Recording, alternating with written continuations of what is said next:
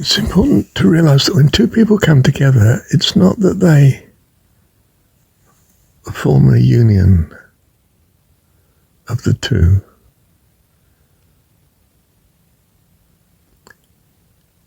That union is actually symbolized by the children.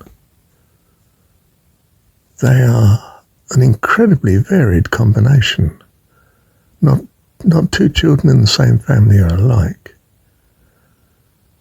Even identical twins, it's usually the case that mum and dad can see the difference between the two. And they know they are different. It's just that they know the other so well, better than anybody else, anybody else. But God knows, of course. God is not embodied in the body as we know it. Although you could say the entire universe is his body, but he has many universes, I suspect anyway.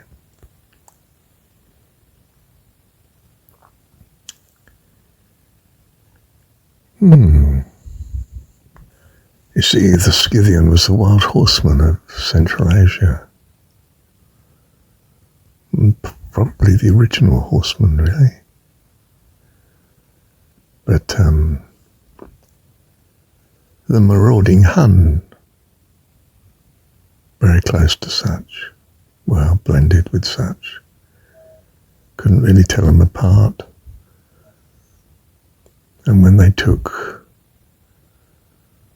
China to the east,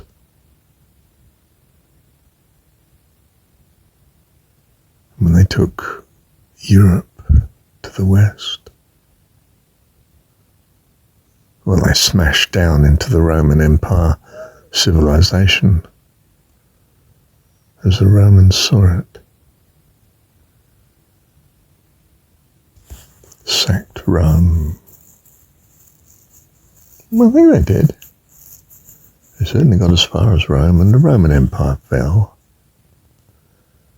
Actually, it didn't. The Western Roman Empire fell. The East, which is what Constantine had set up as his capital, Constantinople, named after him, you see. That entry to the Black Sea. That never fell. Well, Turkish Empire was, I don't know.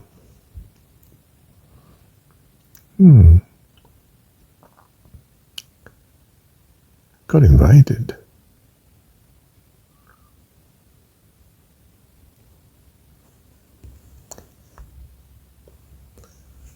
So, Persian Empire has never fallen, nor has the Roman Empire. See, the world is a mixture of good and bad, as we see it.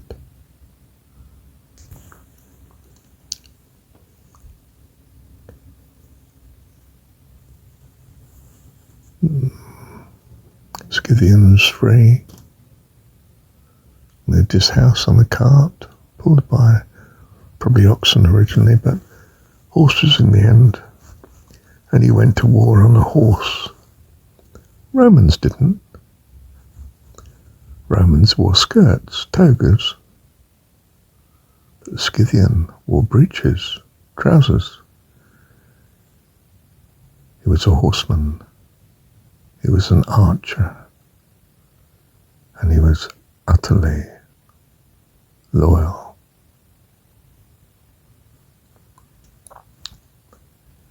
To his culture.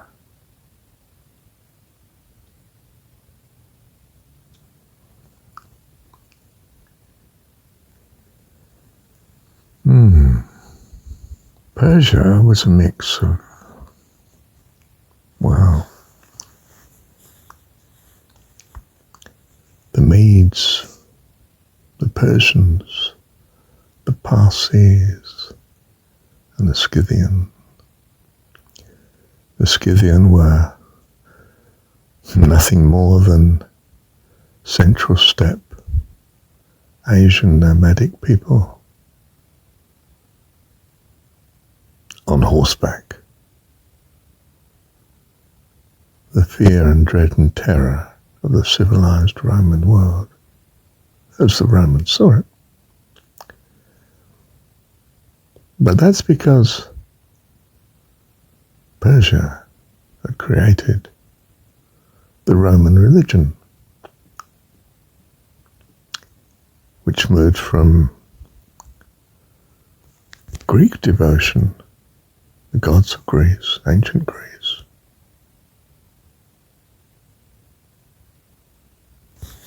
to the Christian religion.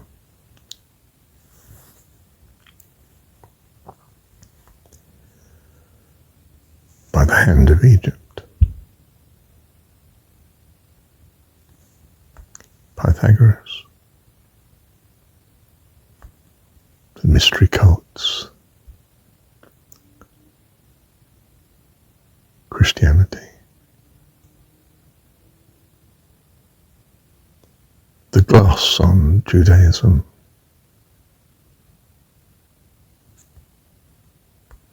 But Judaism itself was a plant. Babylon. Captivity in Babylon. It was called deportation of the noble class of Judah. Judea. The hybrid religion of Daniel.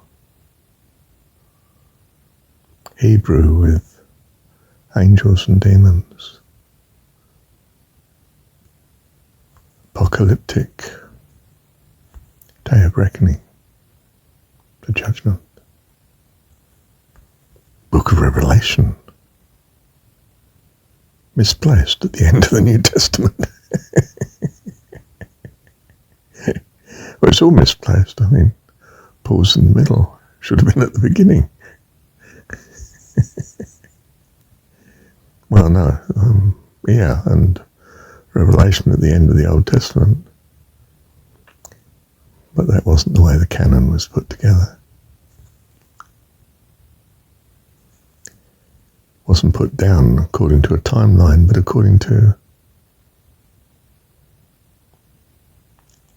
well, an emperor, really. One God, one empire, one emperor, me, Constantine, Solar Invictus, another son of God. Even Buddhism is of Persian origin, and Hinduism before it, a Persian plant. The Aryan race, the influence from northwest India.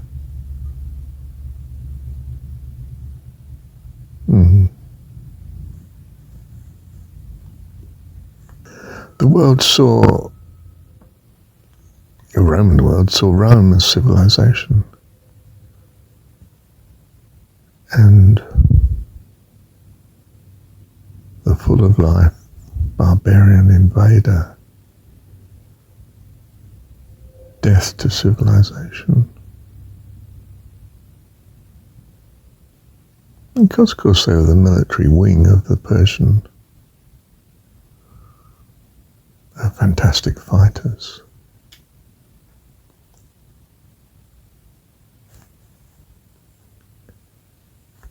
The Gnostic Christian was fantastic.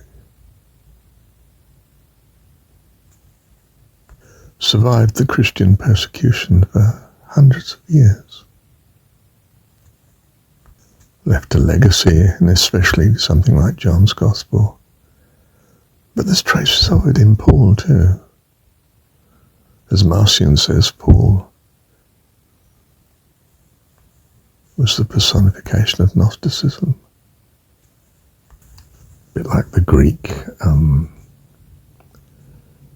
Gnostic Jews of North Africa, Alexandria and so on. Paul was a Gnostic Greek in a Hebrew setting, whereas Marcion was a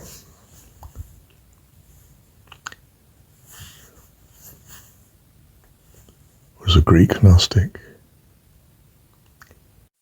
writing for a Hebrew setting.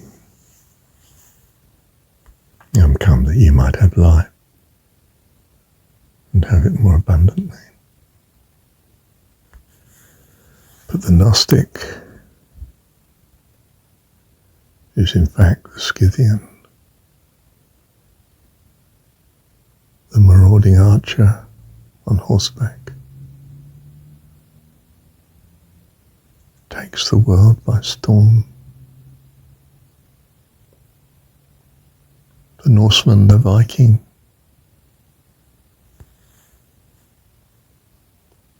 the Hun of Central Asia.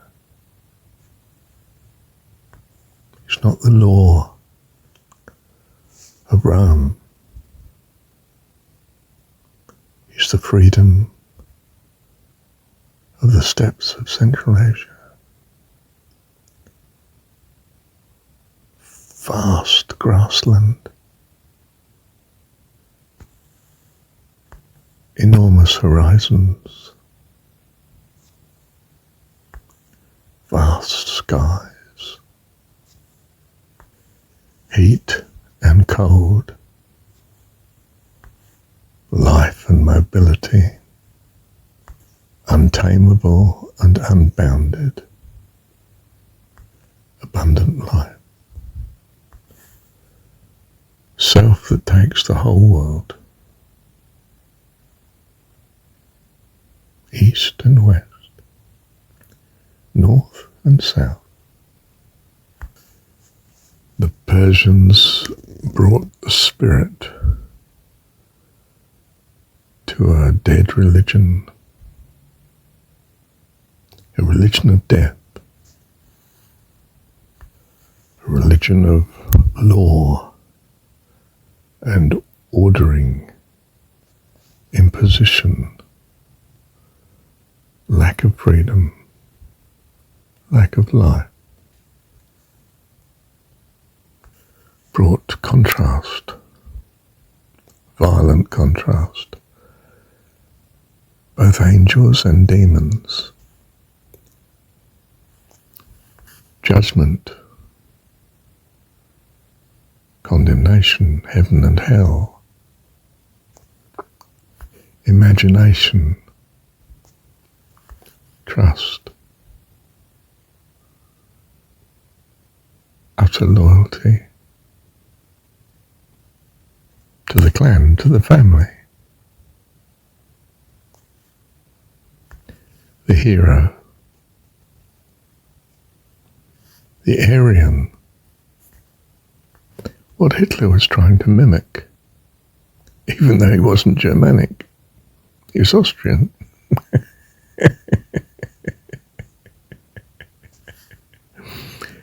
Was he blue-eyed and fair-haired? No.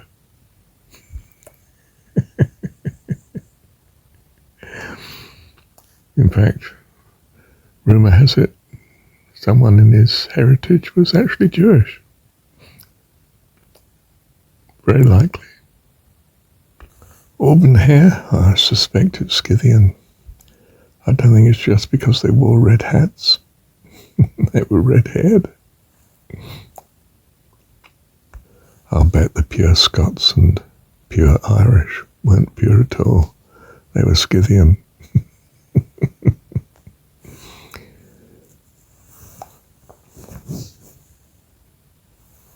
I don't know. I think a chap called Jason Reza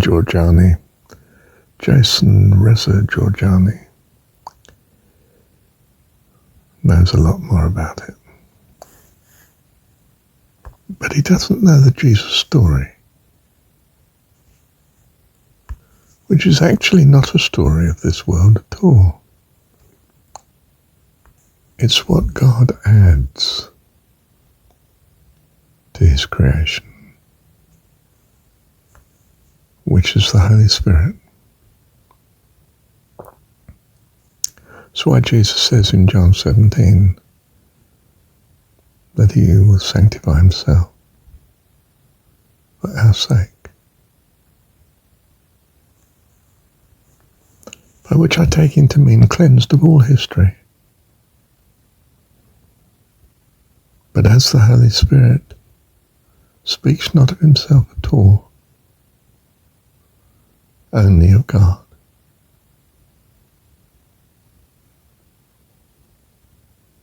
God's gift to us is Holy Spirit. We are born again. We are not Roman and we are not Scythian, Persian. We are not actually anything of this world, but born of God. My kingdom is not of this world, says Jesus to Pilate. I'm no threat to you. There's a constant harvest from this world of that which is no longer of the world, but of God, called of him, and have ears to hear,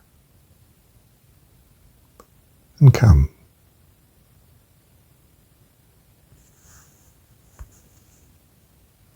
This is not Persian. This is not Christian. This is the Jesus story. Thank you, Heavenly Dad.